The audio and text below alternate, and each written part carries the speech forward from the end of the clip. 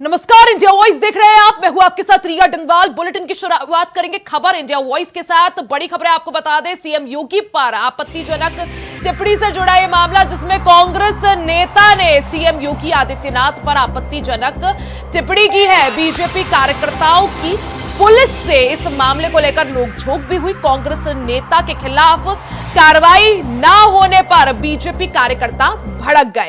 Police ने कांग्रेस नेता को गिरफ्तार कर लिया। शाहबाद कोतवाली का ये पूरा मामला बताया जा रहा है। तो हरदोई से ये पूरा मामला, जिसमें कांग्रेस नेता ने यूपी के मुख्यमंत्री योगी आदित्यनाथ पर आपत्तिजनक टिप्पणी करी, जिसके बाद बीजेपी कार्यकर्ताओं की पुलिस से बहस और नोकझोंक भी हो गई। कांग्रेस नेता के खिलाफ कार्रवाई ना करने पर बीजेपी कार्यकर्ता भड़क गए, जिसके बाद पुलिस ने कांग्रेस नेता को गिरफ्तार कर लिया। हरदोई के शाहबाद कोतवाली का यह पूरा मामला है। तस्वीरें आप देख सकते हैं। कांग्रेस के नेता ने सीएम योगी आदित्यनाथ पर आपत्तिजनक टिप्पणी की, जिसके बाद बीजेपी कार्यकर्ता भड़क गए। बीजेपी कार्यकर्ताओं ने पुलिस थाने पहुंचकर हंगामा भी किया। इस दौरान बीजेपी कार्यकर्ताओं और पुलिस के बीच नोकझोंक भी हुई, जिसके बाद पुलिस ने हरकत में आते हुए कांग्रेस नेता को गिरफ्तार कर लिया है। तो हरदोई से पूरा मामला, जिसमें कांग्रेस नेता ने यूपी के मुख्यमंत्री योगी आदित्यनाथ पर आपत्तिजनक टिप्पणी की, जिसके बाद बीजेपी कार्यकर्ताओं में गुस्सा आ गया और इसके बाद बीजेपी कार्यकर्ताओं की पुलिस से नोकझोंक भी हुई, बहस भी हुई। हालांकि पुलिस ने बाद में कांग्रेस नेता को गिरफ्तार कर लिया।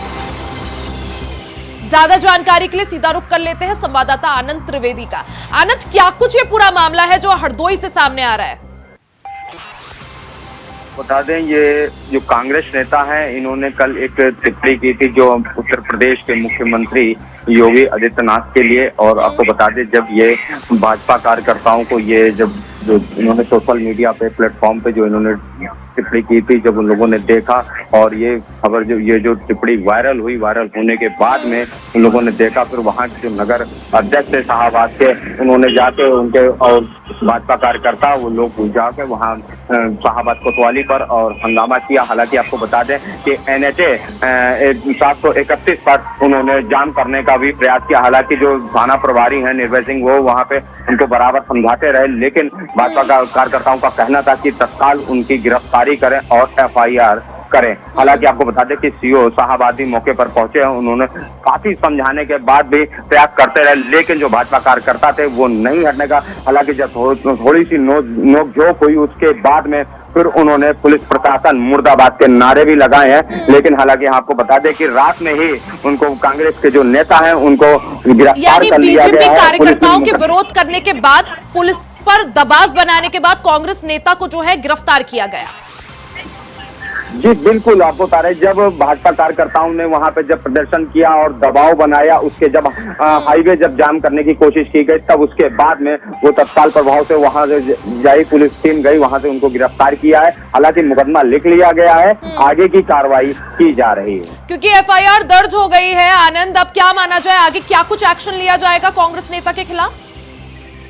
देखिए, अभी पुलिस की तरफ से कोई ऐसा बयान तो आया नहीं है, लेकिन हालांकि यहाँ जो जिस तरीके से कल देखिए जो सीओ साहबाद समझा रहे थे, वीडियो में देखिए साफ तौर पे दिख रहा है कि जो यहाँ के नगर अध्यक्ष है उनको समझाया जा रहा था, लेकिन वहाँ पे लोग नहीं मानने को तैयार थे। हालांकि जब पुलिस के ऊपर इतना ज्यादा जब प्रेशर बन गया है, तो उसके बाद में पुलिस ने एक्शन मोड पर दिखी है कि जहाँ जब हाईवे जाम हो गया, NH 731 पे जाम लगा दिया है, जो लगभग सैकड़ों की तादाद पर लोग वहाँ पे पहुंच गए हैं। तो रास्ता जो जाम था वो वहाँ पे बाधित हो गया, आवागमन वहाँ पे स्टॉप हो गया था, लेकिन वहाँ पे लोग निकल नहीं पा रहे थे। इसलिए पुलिस ने तत्काल प्रभाव से उन लोग को शांत कराया। हालांकि जो जब सीओ साहबाद पहुंचे हैं, तब उनको बराबर कहते रहे कि चलिए थाने चल के तहरीर दीजिए, उसके बाद कार्रवाई करते हैं, लेकिन वहाँ के भाजपा नेता मानने को नहीं तैयार थे। उसके बाद में जब तहरीर दी गई है, तब तत्काल प्रभाव से उनको गिरफ्तार कर लिया गया है। जिस तरह से बीजेपी कार्यकर्ता तत्काल प्रभाव से कांग्रेस, जो आरोपी कांग्रेस नेता है, उसकी गिरफ्तारी की मांग कर रहे थे, अब क्योंकि गिरफ्तारी हो गई है, FIR दर्ज हो गई है, अब पुलिस आगे कार्रवाई करेगी कानून के हिसाब से।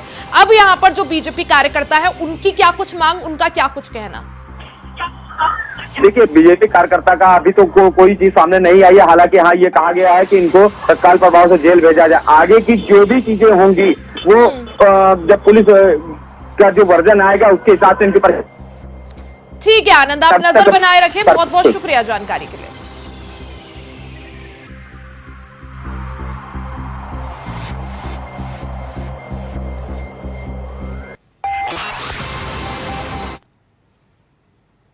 अब बात ग्रेटर नोएडा की कर लेते हैं। इंडिया एक्सपो मार्ट में पीएम मोदी ने आज सेमीकंडक्टर से जुड़े सेमीकॉन का उद्घाटन किया। तो सेमीकॉन इंडिया 2024 का प्रधानमंत्री नरेंद्र मोदी ने उद्घाटन किया है। सेमीकंडक्टर से जुड़े सभी साथियों का पीएम मोदी ने धन्यवाद भी किया। आपको बता दें कि 26 से ज्यादा देशों के डेलीगेट्स इस सेमीकॉन इंडिया में शामिल हुए हैं। आज भारत दुनिया को भरोसा देता है, ऐसा संबोधन के दौरान पीएम मोदी ने कहा। तो आज नोएडा को या यूपी को सेमीकंडक्टर्स का, इलेक्ट्रॉनिक्स का हब बनाने के लिए प्रधानमंत्री नरेंद्र मोदी ने सेमीकॉन इंडिया 2024 का शुभारंभ किया। इस दौरान केंद्रीय मंत्री अश्विनी वैष्णव भी मौजूद रहे। साथ में उत्तर प्रदेश के मुख्यमंत्री योगी आदित्यनाथ भी मौजूद रहे। अपने संबोधन के दौरान पीएम मोदी ने कहा कि आज भारत दुनिया को भरोसा देता है, भारत आज नई उम्मीद की किरण है। साथ ही ग्रेटर नोएडा में सेमीकॉन इंडिया का उद्घाटन करते वक्त पीएम मोदी ने इस बात को फिर से दोहराया कि आज भारत विश्व गुरु के रूप में आगे बढ़ रहा है। और यूपी में जिस तरह से सेमीकॉन इंडिया का ये 3 दिवसीय कार्यक्रम का आयोजन किया जा रहा है, जिसके तहत देश भर से और दुनिया भर से जो अलग अलग सेमीकंडक्टर के जगत में बड़ी बड़ी कंपनीज हैं, वो इस सेमीकॉन इंडिया में शामिल हुई है, इसका हिस्सा बनी है। देश भर के 26 से ज्यादा जो देश हैं, उनके डेलीगेट्स इस कार्यक्रम में शामिल हुए हैं।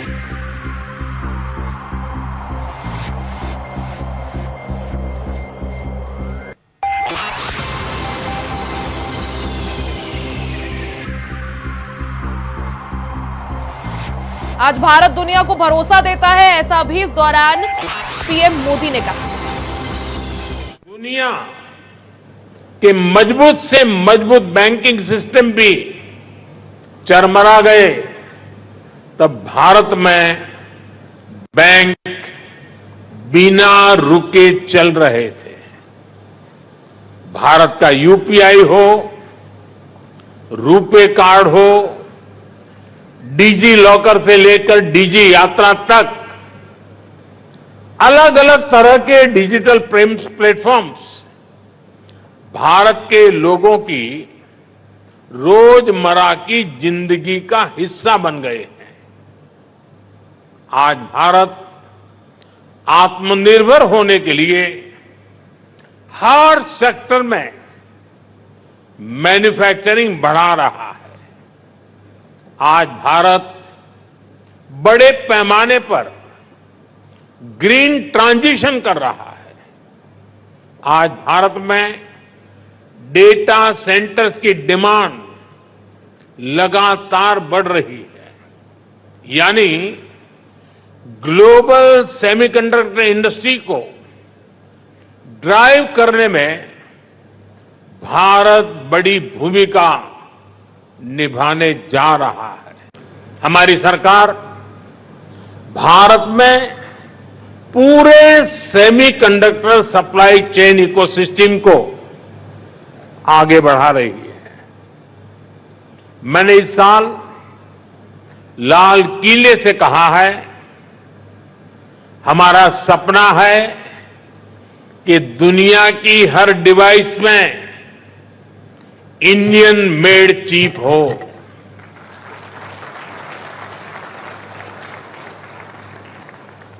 सेमीकंडक्टर पावर हाउस बनने के लिए जो भी जरूरी होगा, भारत वो सब करने वाला है। साथियों, क्रिटिकल मिनरल्स के डोमेस्टिक प्रोडक्शन और इसके ओवरसीज एक्विजिशन के लिए हमने कुछ समय पहले क्रिटिकल मिनरल मिशन की घोषणा की है। क्रिटिकल मिनरल्स को कस्टम्स ड्यूटी से छूट देना हो क्रिटिकल मिनरल्स को, उसके ब्लॉक्स की माइनिंग की ऑक्शन हो, इन सब पर तेजी से काम हो रहा है। और सिर्फ इतना ही नहीं है, हम Indian institute of space science में एक सेमीकंडक्टर रिसर्च सेंटर बनाने के लिए भी काम कर रहे हैं। हम आईआईटीज के साथ पार्टनरशिप कर रहे हैं ताकि हमारे इंजीनियर्स ना सिर्फ अभी के लिए हाईटेक चिप बनाए, बल्कि नेक्स्ट जेन चिप पर भी रिसर्च करें। डायोड में एनर्जी सिर्फ एक डायरेक्शन में ही जाती है, लेकिन भारत की सेमीकंडक्टर इंडस्ट्री में स्पेशल डायोड्स लगे हुए हैं।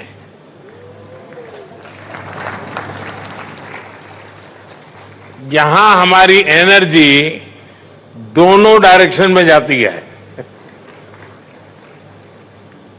आपके मन में आएगा कैसे? और ये भी बहुत इंटरेस्टिंग है। आप इन्वेस्ट करते हैं और वैल्यू क्रिएट करते हैं, वहीं सरकार आपको स्टेबल पॉलिसीज और ईज ऑफ डूइंग बिजनेस देती है। सेमीकंडक्टर की आपकी इंडस्ट्री इंटीग्रेटेड सर्किट से जुड़ी हुई है। भारत भी आपको एक इंटीग्रेटेड इकोसिस्टम देता है। भारत के डिजाइनर्स, उनके जबरदस्त टैलेंट को तो आप भली भांति जानते हैं। डिजाइनिंग की दुनिया में 20% टैलेंट का योगदान भारत करता है, और इसका निरंतर विस्तार हो रहा है। वहीं सेमिकॉन इंडिया 2024 का आज ग्रेटर नोएडा में पीएम मोदी ने उद्घाटन किया। इस दौरान उत्तर प्रदेश के सीएम योगी आदित्यनाथ भी मौजूद रहे। इस दौरान सीएम योगी आदित्यनाथ ने भी कार्यक्रम को संबोधित किया। सेमिकॉन इंडिया एक्सपो में पीएम का सीएम योगी आदित्यनाथ ने भव्य स्वागत किया। इस आयोजन के लिए पीएम का आभार भी जताया। साथ ही कोविड-19 से देश प्रभावित हुआ था, ऐसा भी इस दौरान सीएम योगी आदित्यनाथ ने कहा। सेमीकंडक्टर भी कोविड से प्रभावित हुए थे। आत्मनिर्भर भारत बनाने की दिशा में सेमीकंडक्टर का हब यूपी में बनना देश को आगे बढ़ाने में एक कदम है। इस दौरान सीएम योगी आदित्यनाथ ने सभी तमाम बातें कही। आज ग्रेटर नोएडा में सेमिकॉन इंडिया 2024 का मुख्यमंत्री योगी आदित्यनाथ भी इस कार्यक्रम के दौरान मौजूद रहे। पीएम मोदी ने उद्घाटन किया। रूप में उभरा उत्तर प्रदेश ने भी इस दिशा में IT sector, semiconductor, data centre, electronic manufacturing पर विशेष ध्यान देने और इस दिशा में कुछ नए प्रयास हो सकें, यह कार्य प्रारंभ किया।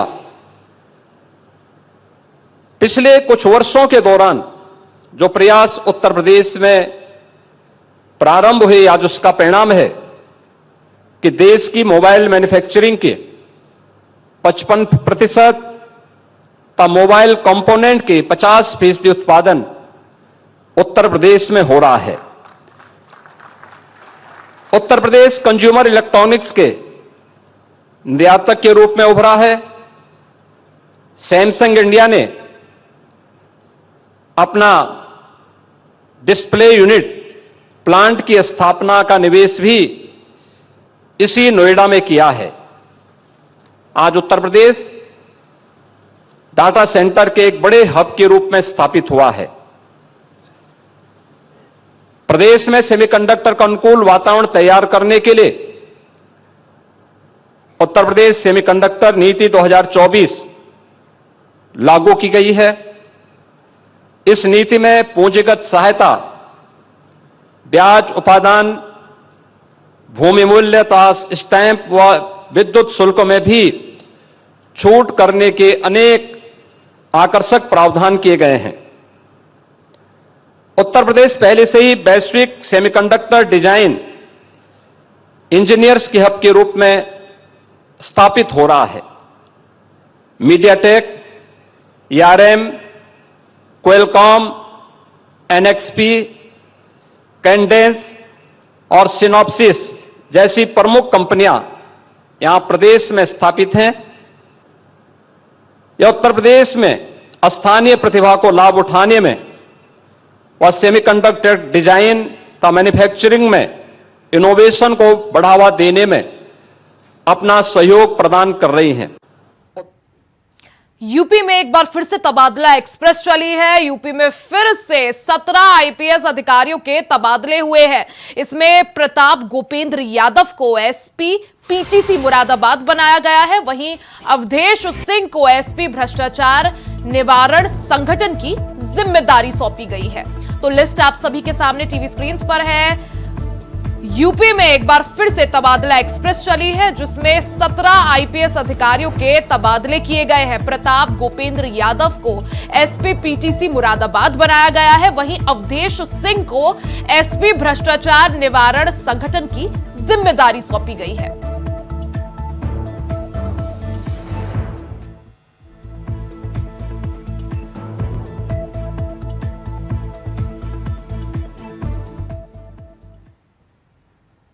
श्री आनंदन धाम ट्रस्ट वृंदावन के पीठाधीश्वर सदगुरु रितेश्वर महाराज ने वाराणसी में 1000 एकड़ जमीन में सनातन विश्वविद्यालय साल 2024 के अंत में खोलने की घोषणा की है। इस दौरान उन्होंने कहा कि सनातन धर्म विश्वविद्यालय के निर्माण में दैनिक भौतिक, मानसिक, आध्यात्मिक तरीके से लोगों का विकास किया जाएगा। उन्होंने आगे कहा कि एक ऐसा विश्वविद्यालय होगा जहां किड्जी से लेकर हायर एजुकेशन की शिक्षा उपलब्ध कराई जाएगी। एक बच्चे के अच्छे विज्ञान से लेकर आधुनिक विज्ञान, चाहे आई मशीन लर्निंग हो, क्वांटम कंप्यूटिंग हो, मेडिकल, आईटी, कॉमर्स, साइंस और इन सभी विषयों को लेकर एक दिव्य विद्या पद्धति का निर्माण कर राष्ट्र के लोगों को बचाने की परिकल्पना की गई है।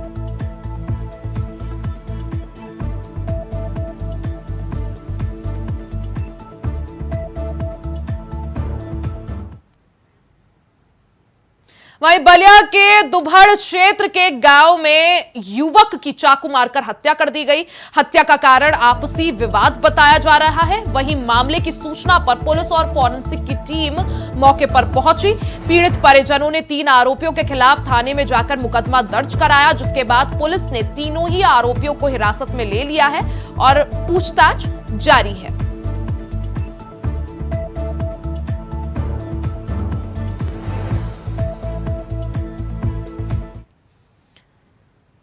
खबर रायबरेली से है, जहां फर्जी जन्म प्रमाण पत्र बनाने के मामले में एनआईए की टीम ने गुपचुप वहां पर पहुंची। सीएमओ ऑफिस में फर्जी जन्म प्रमाण पत्र मामले की जानकारी जुटाई। बेंगलुरु के 2 सदस्य इस टीम के साक्ष्य जुटा रहे हैं। सलोन से जाकिर का बनाया गया था फर्जी जन्म प्रमाण पत्र। तो ये रायबरेली से खबर आपको बता दें। इससे पहले भी हालांकि कई बार ऐसे मामले सामने आए हैं रायबरेली से, जहां फर्जी जन्म प्रमाण पत्र बनाए गए थे। हालांकि अब एनआईए की टीम ने गुपचुप तरीके से रायबरेली वो पहुंची, सीएमओ के ऑफिस में पहुंची और फर्जी जन्म प्रमाण पत्र के मामले में जानकारी जुटाई। बेंगलुरु के 2 सदस्य टीम का हिस्सा है जो कि इस मामले पर जानकारी जुटा रहे हैं। सलोन से जाकिर का फर्जी जन्म प्रमाण पत्र बनाया गया था, जिसके बाद रायबरेली टीम पहुंची। एनआईए की टीम ने इस मामले में हस्तक्षेप करते हुए वो रायबरेली पहुंची है और इस मामले में जांच जो है गुपचुप तरीके से शुरू कर दी है। नेशनल इन्वेस्टिगेशन एजेंसी ने अब इस मामले का संज्ञान लेते हुए फर्जी जन्म प्रमाण पत्र के मामले में रायबरेली में कार्रवाई शुरू कर दी है।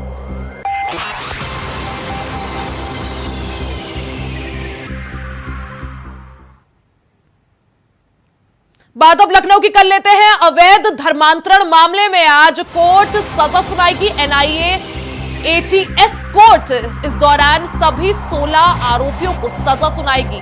मौलाना उमर गौतम समेत 16 जो थे दोषी पाए गए थे। कल अवैध धर्मांतरण मामले में इनको दोषी पाया गया था और आज अदालत इस मामले में मौलाना समेत जो बाकी अन्य आरोपी हैं उनको सजा सुनाएगी।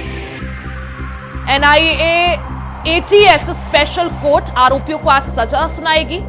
तो ये अवैध धर्मांतरण से जुड़ा ये पूरा मामला जिसका रैकेट चलाया जा रहा था, इस मामले में सभी 16 आरोपियों को आज सजा सुनाई जाएगी। बीते दिन इस मामले में सुनवाई पूरी हुई थी जिस दौरान कोर्ट ने इन सभी को दोषी पाया था। इसमें मौलाना उमर गौतम समेत 16 दोषी पाए गए थे, जिसके बाद आज इस मामले में अब कोर्ट अपना फैसला सुनाएगी। कोर्ट सजा का ऐलान करेगी।